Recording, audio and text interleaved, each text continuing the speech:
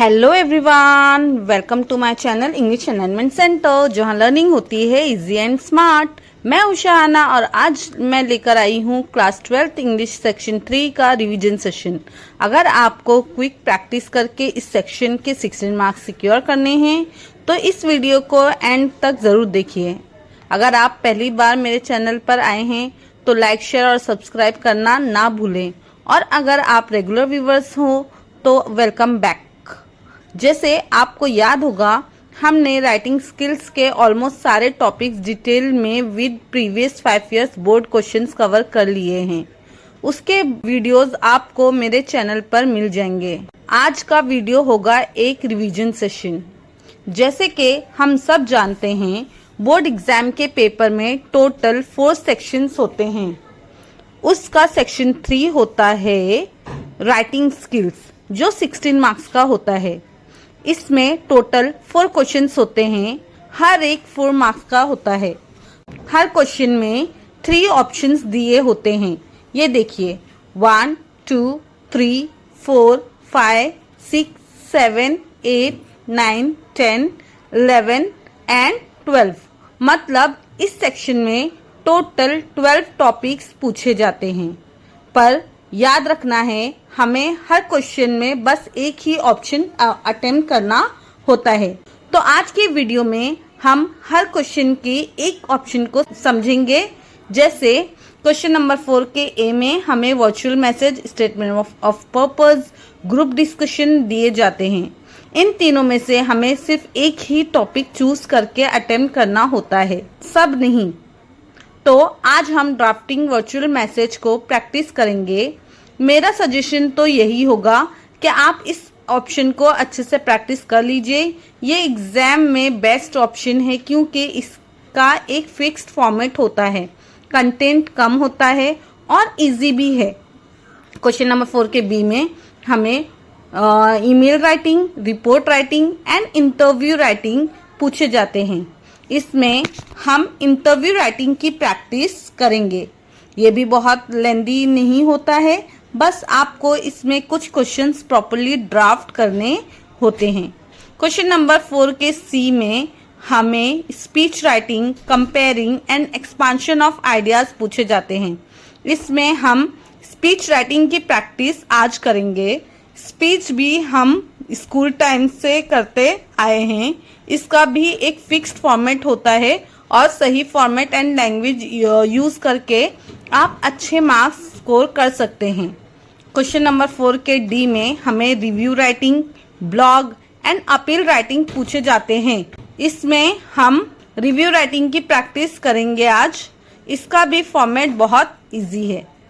तो इसी तरह आज मैं हर एक क्वेश्चन का एक एक टॉपिक रिवाइज करवाऊंगी। अगर आपको डिटेल में सारे टॉपिक्स देखने हैं विद प्रीवियस ईयर क्वेश्चंस, तो उनके कंप्लीट वीडियोस मेरे चैनल पर अवेलेबल हैं। आप उन्हें जाकर देख सकते हो एंड प्रैक्टिस कर सकते हो। चलिए क्वेश्चन नंबर 4 का ए, ड्राफ्टिंग वर्चुअल मैसेज। ये एक short and simple written communication होता है जो हम इलेक्ट्रॉनिकली भेजते हैं, जैसे व्हाट्सएप पर, ईमेल, एसएमएस एक्सेट्राज। इसका यूज होता है ब्रीफ और क्विक कम्युनिकेशन के लिए। बोर्ड एग्जाम में मोस्टली 2 टाइप्स के क्वेश्चंस आते हैं। चलिए हम फॉर्मेट समझ लेते हैं। सबसे पहले एक बॉक्स बना लेना है। बॉक्स बनाना ऑप्शनल है, अगर नहीं बनाया तो मार्क्स कट नहीं होंगे। बॉक्स के अंदर ही सब लिखना है, जैसे हेडिंग सबसे ऊपर सेंटर में लिखना है मैसेज कैपिटल लेटर में, और अगर एग्जाम में हो तो बोल्ड करने की जरूरत नहीं, बस क्लियर लिखना है। उसी के नीचे डेट लिखना है। हेडिंग के नीचे एक लाइन छोड़कर लेफ्ट साइड में लिखो डेट, प्रॉपर डेट लिखना है। टाइम, डेट के नीचे टाइम लिखेंगे और फिर टाइम के नीचे एक लाइन का स्पेस छोड़कर रिसीवर्स का नाम लिखेंगे।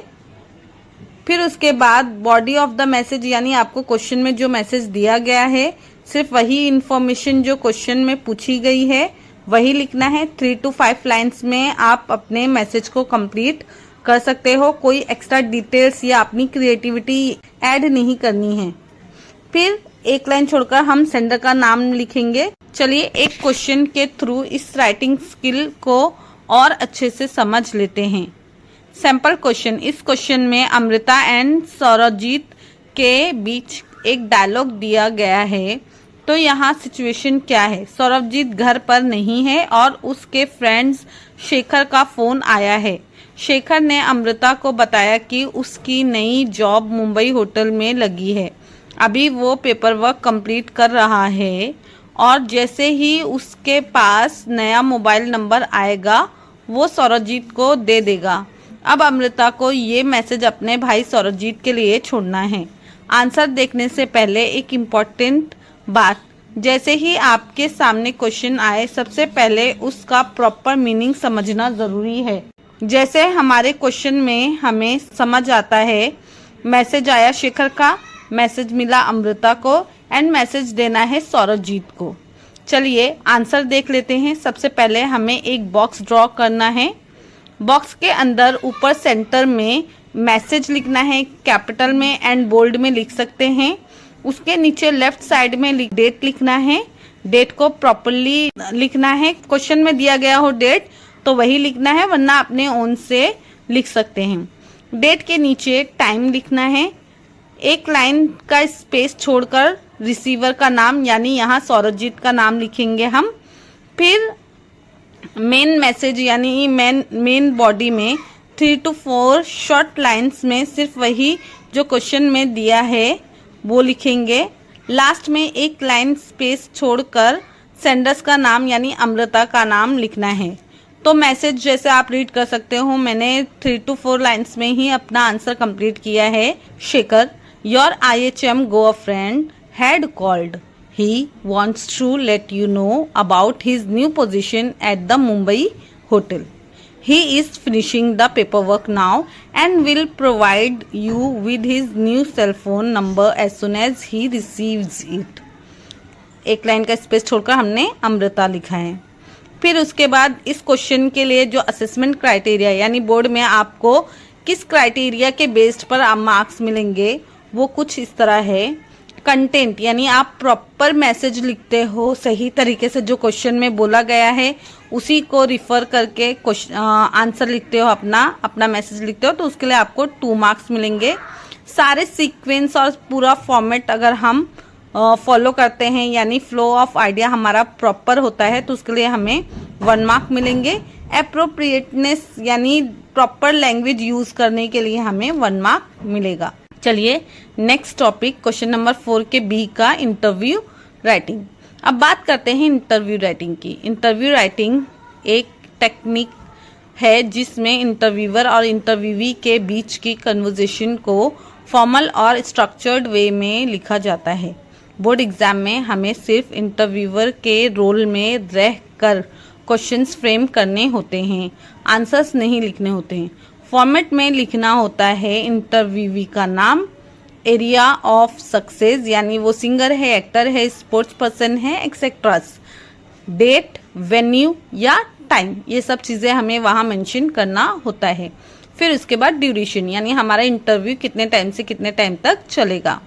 स्टार्ट करते वक्त एक पोलाइट ग्रीटिंग और इंट्रोडक्शन देना ज़रूरी है।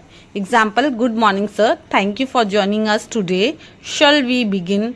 फिर 7 to 8 प्रॉपर क्वेश्चंस बनाएंगे।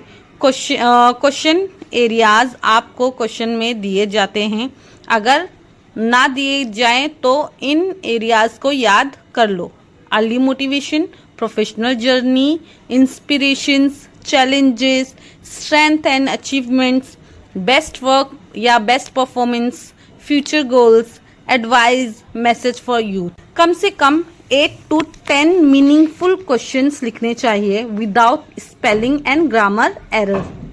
एंड में पोलाइटली कंक्लूड करें, thank you so much for sharing your journey, we wish you success ahead. यहाँ पर जो क्वेश्चन दिया गया है उस क्वेश्चन को हम समझ लेते हैं। Drafting interview questions, imagine you wish to conduct an interview of a famous singer with the help of the format given below. Draft questions on the given fields. तो हमें यहाँ एक फेमस सिंगर का इंटरव्यू लेना है, उसी के according questions frame करना है। तो चलिए आंसर में सबसे पहले name of the इंटरव्यूवी Sonu Nigam लिखा है। एरिया ऑफ सक्सेस रेपुटेशन, यहाँ पर ये सिंगर हैं तो मैं सिंगर लिख रही हूँ। डेट, वेन्यू, टाइम, तो यहाँ पर हम डेट लिख सकते हैं। तो डेट क्वेश्चन में मेंशन नहीं है, तो आप अपने हिसाब से जिस दिन आपका एग्जाम है या जिस दिन आप इसकी प्रैक्टिस कर रहे हो उस दिन की डेट लिख सकते हो। फिर उसके बाद वेन्यू में ऑस्कर होटल या कोई भी होटल का नाम या कोई भी प्लेस का नाम आप लिख सकते हैं। टाइमिंग आप अपने अकॉर्डिंग कोई भी टाइम लिख सकते हैं, तो मैंने यहाँ 11:30 टाइम लिखा है। ड्यूरेशन ऑफ द इंटरव्यू, तो यहाँ पर हम 20 मिनट्स मैंने ड्यूरेशन लिखा है कि हम 20 मिनट्स में अपना इंटरव्यू कंप्लीट कर लेंगे। आप अपने अकॉर्डिंग कोई भी टाइम डाल सकते हैं। इसके बाद हम ग्रीट करेंगे इंटरव्यूवी को। Good morning sir, today is a very special day for me because I have got the chance to interview you. I have always dreamed of talking to you and learning more about your life and musical journey. फिर उसके बाद हम हमारे questions लिखना start करेंगे। Questions में जैसे मैंने यहाँ पर क्वेश्चन लिखा है, What made you want to become a singer?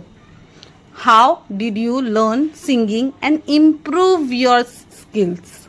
Which singers or musicians inspired you the most?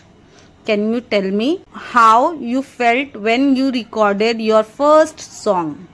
What is your biggest strength as a singer?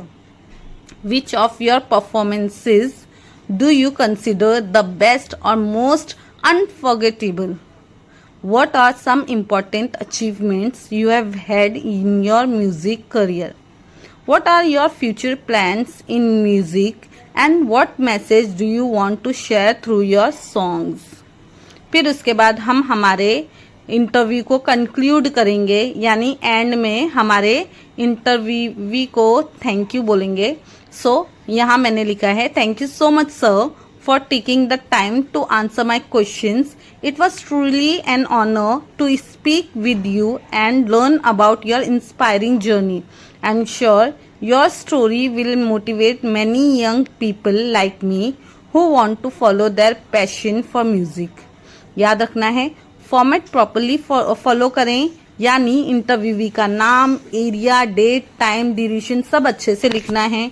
Introduction and conclusion ज़रूर लिखें, जैसे मैंने अपने क्वेश्चन में भी लिखा है। जब मैं फॉर्मेट एक्सप्लेन कर रही हूँ तब भी मैंने आपको बोला है कि किस तरह अपना इंट्रोडक्शन करना है और किस तरह कंक्लूजन लिखना है, और मैं जब एक्सप्लेनेशन कर रही थी तभी मैंने आपको बताया है। क्वेश्चन शॉर्ट एंड क्लियर होने चाहिए। Spelling and grammar mistakes avoid करना है। इसका असेसमेंट क्राइटेरिया यानी बोर्ड एग्जाम का क्राइटेरिया कुछ इस तरह होगा, अगर हम प्रॉपर एप्रोप्रिएट क्वेश्चंस फ्रेम करते हैं तो उसके लिए हमें 2 मार्क्स मिलेंगे, यानी विदाउट एनी मिस्टेक्स अगर हम सही क्वेश्चंस फ्रेम करते हैं तो उसके लिए हमें 2 मार्क्स मिलेंगे।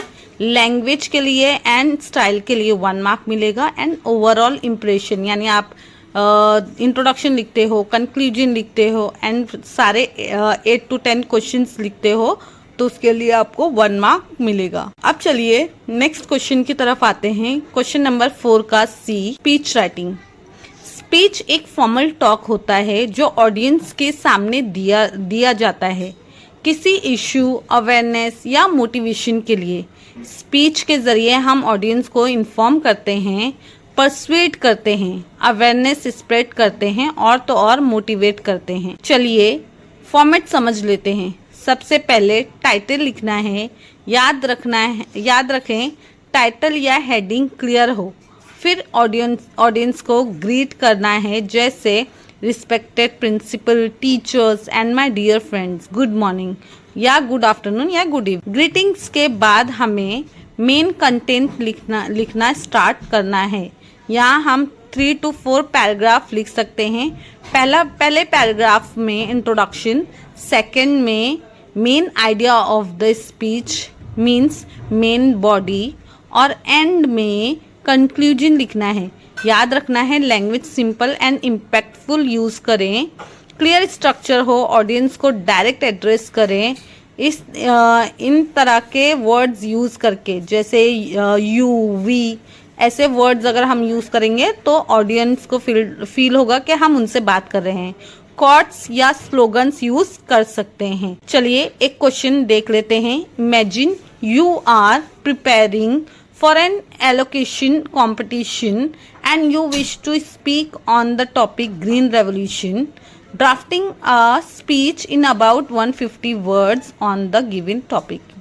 तो यहाँ हमें बोला जा रहा है कि आपको इमेजिन करना है कि आप एलोकेशन कंपटीशन के लिए प्रिपरेशन कर रहे हो ग्रीन रेवोल्यूशन टॉपिक पर, तो एक स्पीच ड्राफ्ट करना है 150 वर्ड्स में। चलिए अब इसका आंसर लिखना स्टार्ट करते हैं। सबसे पहले टाइटल या हेडिंग लिखना है।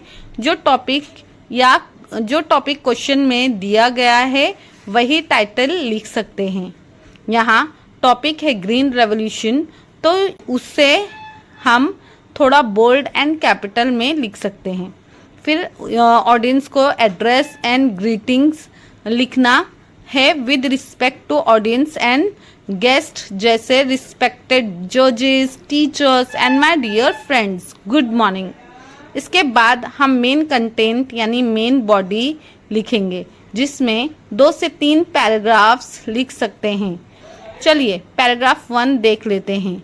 ये देखिए, आफ्टर ग्रीटिंग्स हम पहला पैराग्राफ लिखेंगे, जैसे today I feel honoured to speak on the topic green revolution.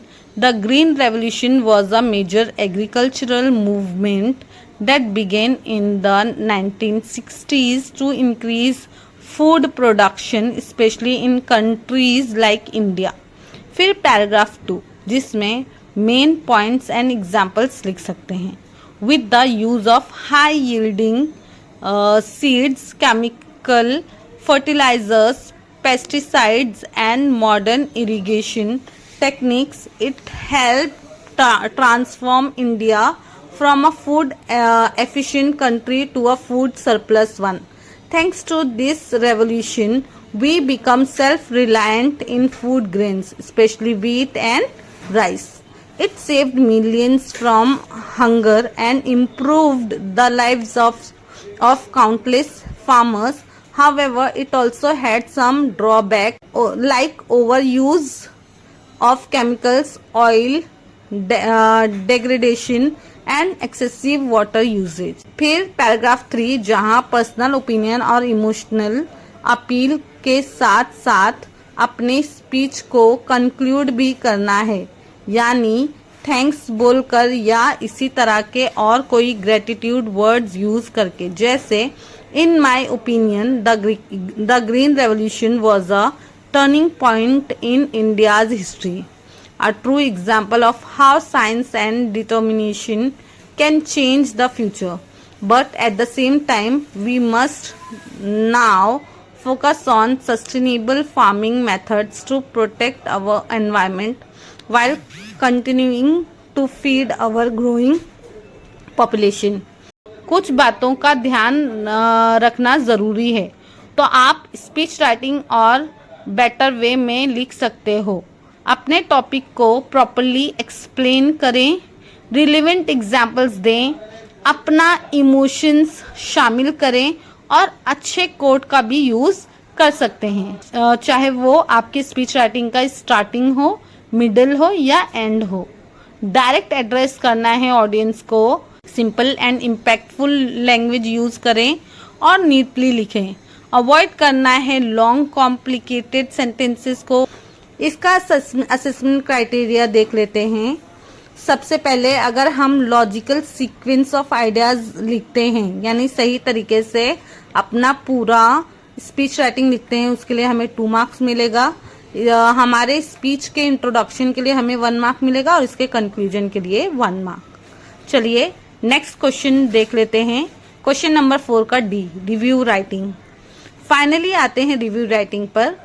Review का मतलब है अपनी हॉनेस्ट ओपिनियन और एक्सपीरियंस किसी बुक, मूवी, मैगजीन, वीडियो या किसी और चीज़ों के बारे में शेयर करना, ताकि रीडर को भी डिसीजन लेने में हेल्प हो। याद रखना है, रिव्यू राइटिंग एक क्रिएटिव राइटिंग है, यानी आप कोई भी प्रोडक्ट, मूवी, बुक या वीडियो का अपने ओन वर्ड्स में शॉर्ट डिटेल्स दे सकते हैं। जैसे हम कभी कभी बोलते हैं ये मूवी देखना बहुत अच्छी है, ये बुक मत रीड करना, ये अच्छी नहीं है। तो बस ऐसे ही जब हम फॉर्मल वे में अपना ओपिनियन शेयर करते हैं, उसे रिव्यू राइटिंग बोला जाता है। इससे पहले कि हम इस टॉपिक का फॉर्मेट समझें, पहले कुछ इम्पोर्टेंट पॉइंट समझ लेते हैं। ब्रीफ समरी लिखना है, यानी main points, no full story. अपना पर्सनल ओपिनियन लिखना ज़रूरी है, जैसे अपना लाइक्स, डिसलाइक्स विद रीजंस। अपनी राइटिंग को ऑनेस्ट, शॉर्ट एंड बैलेंस्ड रखना है। वर्ड लिमिट का ध्यान रखना है, मीन्स 100 to 150 वर्ड्स में लिखना है। चलिए अब बुक रिव्यू का फॉर्मेट देख लेते हैं।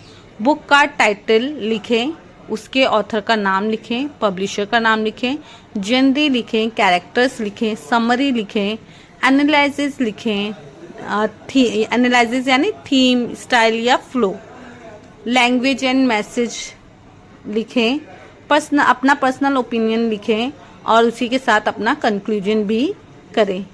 उसके अलावा आप रेटिंग भी देख सकते हो कि आप इस बुक को या मूवी को क्या रेटिंग दोगे। चलिए एक बुक रिव्यू का रिव्यू देख लेते हैं। बुक का टाइटल है wings of fire by doctor APJ Abdul Kalam. Title wings of fire. Author हैं इनके doctor APJ Abdul Kalam with Arun Tiwari. Publisher हैं यूनिवर्सिटीज प्रेस इंडिया। जनरी हैं ऑटोबायोग्राफी, इंस्पिरेशनल, नॉन फिक्शन। इसमें कैरेक्टर्स हैं doctor APJ Abdul Kalam, the main subject, former president of India and scientist, Jalaluddin यानी Kalam's cousin and early mentor, professor Satish Dhawan, ISRO chairman and Kalam's guide, doctor Vikram Sarabhai, pioneer of India's space programme, Arun Tiwari को author and colleague. इन basic details लिखने के बाद हम book का review start करेंगे। सबसे पहले समरी, जिसमें शॉर्ट डिस्क्रिप्शन लिखेंगे स्टोरी का, जैसे I recently read Wings of Fire, the autobiography of doctor APJ Abdul Kalam, the former president of India and great scientist. The book takes us through his early life in Rameswaram, his education, struggles and achievements in India's space and missile programs. Language and message में लिखा गया है, the language is simple, motivating and full of hope. The style is very personal and humble. As Kalam shares real life experiences and lessons, he talks about teamwork, dreams and the power of hard work and faith. इसमें हमारा जो personal opinion या conclusion है वो हम कुछ इस तरह लिख सकते हैं. The book gives a strong message, dream big and work hard to achieve it. It inspires students to stay focused and never lose hope, no matter the challenges. Overall, Wings of Fire is a must-read book for youth. It fills the reader with pride, courage and purpose. इसको rating मैंने यहाँ पर 5 out of 5 दिया है. इसका assessment criteria कुछ इस तरह होता है एग्जाम में. अगर हम थीम का सही से प्रेजेंटेशन करें, उसको अच्छे से लिखें, तो उसके लिए हमें 2 मार्क्स मिलेगा. नॉवेल एस्पेक्ट्स के लिए हमें 1 मार्क मिलेगा एंड ओवरऑल प्रेजेंटेशन के लिए हमें 1 मार्क मिलेगा. बोर्ड एग्जाम में mostly book review and movie review ज़्यादा पूछा जाता है, पर अगर आप इस टॉपिक को और डिटेल में समझना चाहते हैं तो मेरे चैनल पर डिटेल्ड वीडियोस अवेलेबल हैं, जहां मैंने हर राइटिंग स्किल के साथ लास्ट 5 इयर्स के बोर्ड क्वेश्चंस भी डिस्कस किए हैं. होप सो आज का रिवीजन सेशन आपको यूजफुल लगा होगा और इजी भी। अगर वीडियो पसंद आया तो लाइक, शेयर और सब्सक्राइब ज़रूर करें और कमेंट करके ज़रूर बताएं आप एग्ज़ाम में कौन सा टॉपिक अटेम्प्ट करने वाले हो। मैं मिलती हूँ आपसे नेक्स्ट सेशन में एक नए इंटरेस्टिंग टॉपिक के साथ। Till then keep learning, keep growing, bye bye, take care.